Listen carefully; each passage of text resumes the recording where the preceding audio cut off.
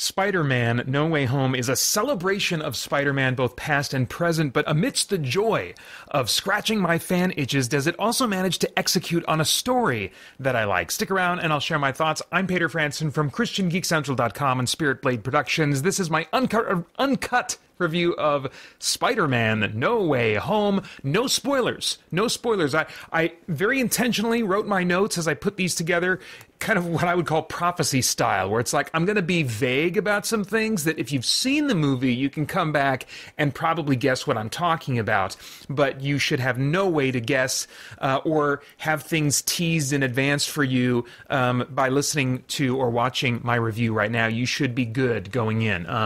So anyway, the synopsis on IMDb says, with Spider-Man's identity now revealed, Peter asks Doctor Strange for help. When a spell goes wrong, dangerous foes from other worlds start to appear, forcing Peter to discover what it truly means to be Spider-Man. All right, so what does this thing feel like? What's the script, the pacing, the tone, that kind of thing? It's nearly 2.5 hours long, and it needs every moment of that, I think. I actually could have used 5 minutes, maybe as little as 3 or 4 more minutes of character beats to better pay off an intended emotional scene. But other than that, I think that it works pretty well. It doesn't feel like, it doesn't run into quite the same issue as Spider-Man 3 back in the Tobey Maguire movies, which just felt like way too packed and not spending enough time on some of the things that I think could have helped it. But it's got plenty of action and humor, of course, as expected, and in the flavor that is very that springs out of who the characters are, which is what I prefer, rather than everyone just being wisecrackers. So that is really that style of writing, and attention to character is carried forward. It's less self-contained in terms of having a heart of its own. You know, in shockingly generous ways, it pays tribute to and celebrates the Tobey Maguire and Andrew Garfield Spider-Man movies. This was indicated in the trailers, but the movie is even more generous in its callbacks and tributes than I thought it would be. The downside is that they pay so much tribute to those films that there is less time given to reestablishing and building on relationships and story arcs in the present films, making at least one scene that was intended to be very emotional far less effective for me than I think it would have been had they just given 5 minutes more of heartfelt interactions between two characters.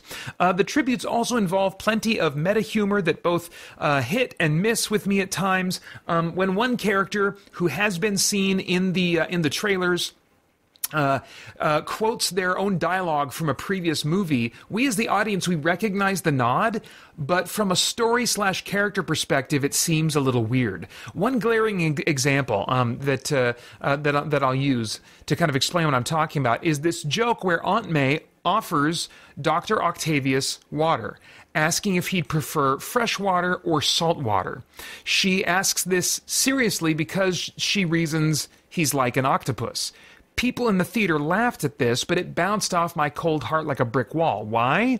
Because his mechanical arms don't look especially octopus-like, and he's never actually, that I recall, called Dr. Octopus in this movie. So we, as audience members, associate this character with an octopus, but there's no reason that May would seriously associate him with the creature with the octopus, you know. Little meta moments and jokes like this that don't make sense actually within the context of the story took me out of the experience numerous times. But about half of them were still appreciated and got either the chuckle or the emotional reaction from me that I think they intended. There is also a key scene with Doctor Strange early on that establishes the premise of the movie, but it goes for laughs at the cost of making Doctor Strange, to me, seem foolish and reckless, which felt inconsistent with his character in the movies that he was in before this one. I think they could have potentially written that scene to achieve the same result and bring about the same premise for the movie, while playing instead to his arrogance as the character flaw that contributed to the problem that this movie has to solve. Although the front half of the movie is more jokey than the back half I think makes up for it by really leaning into some nice dramatic moments, both connected to the MCU Spider-Man movies and previous Spider-Man films. However, the moments that had the greatest impact on me were related to a non-MCU Spider-Man film reference. I wonder a lot how this movie is going to hold up on multiple viewings. A lot of the novelty is similar to the first Avengers movie. Then it was enough to see characters on screen together we thought we'd never see sharing scenes. It was such a new thing to have all these movies be crossing over and sharing the same universe, and oh my gosh, here they are on screen together. Isn't that cool to see that happening? It was really a novelty when that first Avengers movie came out. But on multiple viewings, the story itself of that first Avengers movie, I think, can be seen to be nothing super interesting.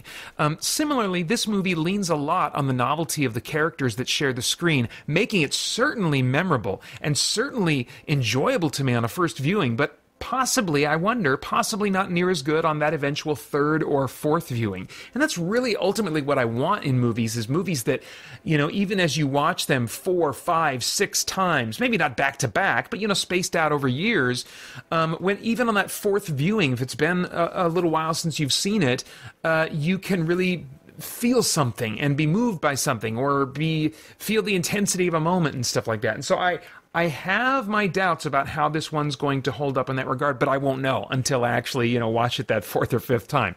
All that said, No Way Home continues to be the most well-rounded of Spidey franchises. You know, I mean, the MCU franchise, you know, and so No Way Home continues that kind of well-rounded vibe of the previous movies. And by that, I mean, it represents both comedy and drama that the character's really known for in the comics.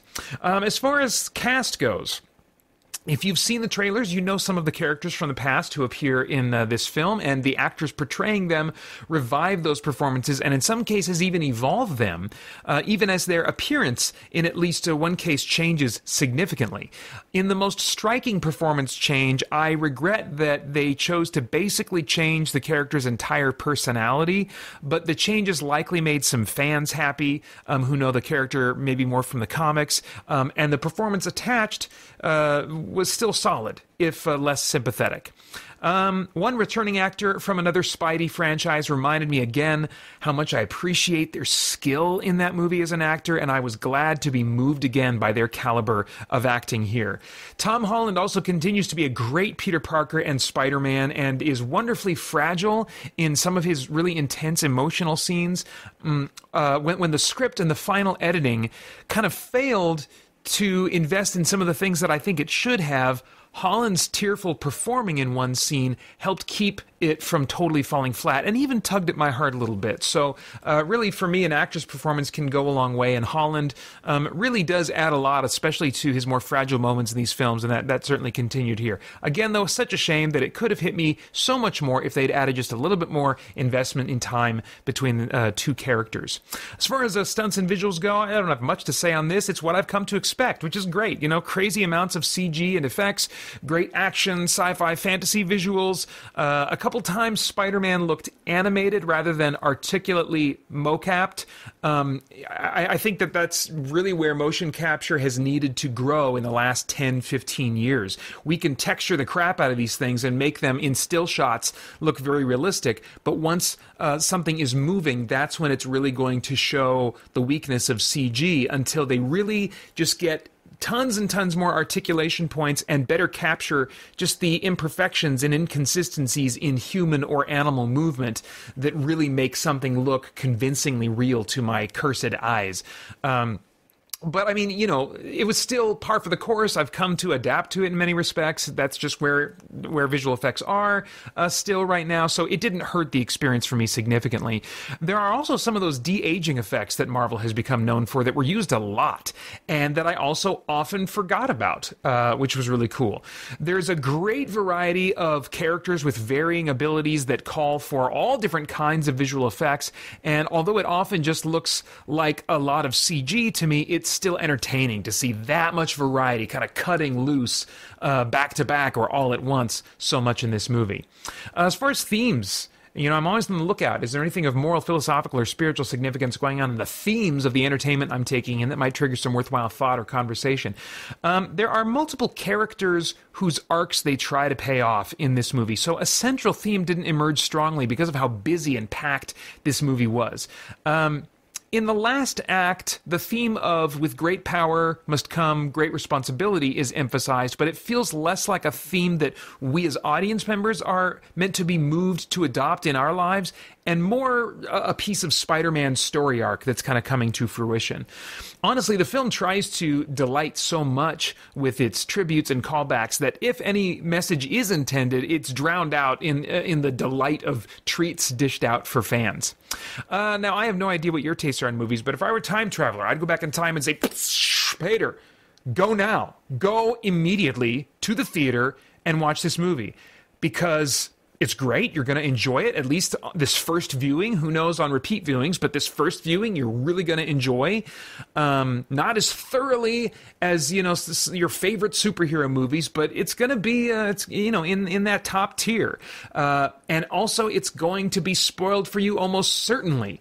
And you'd prefer to avoid those spoilers. You'll enjoy it because it continues doing action, drama, spectacle, and even comedy like you've enjoyed in previous MCU Spidey films. But even more than that, it's going to respect and reward your investment in especially one of the Spider-Man franchises that came before this one. Really, really going to be rewarded by that. You will laugh, you'll be shocked, you'll lean on the edge of your seat at times and give in to tears at others. So, Paeter, see it now and plan on an insta-buy when it comes to Blu-ray, especially since you're going to want to get the behind-the-scenes content that will almost certainly answer your burning questions about casting and production for this movie. It's rated PG-13 for sequences of action violence, some language, and brief suggestive comments. And those are all my thoughts for now on Spider-Man No Way Home. Patrons, you can keep an eye out at patreon.com/SpiritBlade Productions for my cut loose spoilery thoughts. I'm going to record that as soon as I'm done here. In the meantime, I'd love to get your thoughts and reactions in the comments below. Please like, share, subscribe, and click that bell to stay connected. I want to thank the Spirit Blade Insiders for making this review possible. You can get info about the benefits of joining over at patreon.com/SpiritBlade Productions. Then I hope you'll check out our podcast and stay connected to all CGC content over at christiangeekcentral.com as we continue to geek out and seek the truth. Do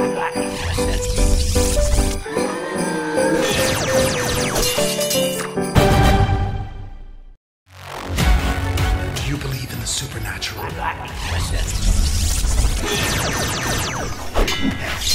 Download the Legacy Edition of Spirit Blade, a full cast audio drama, for free at spiritblade.com.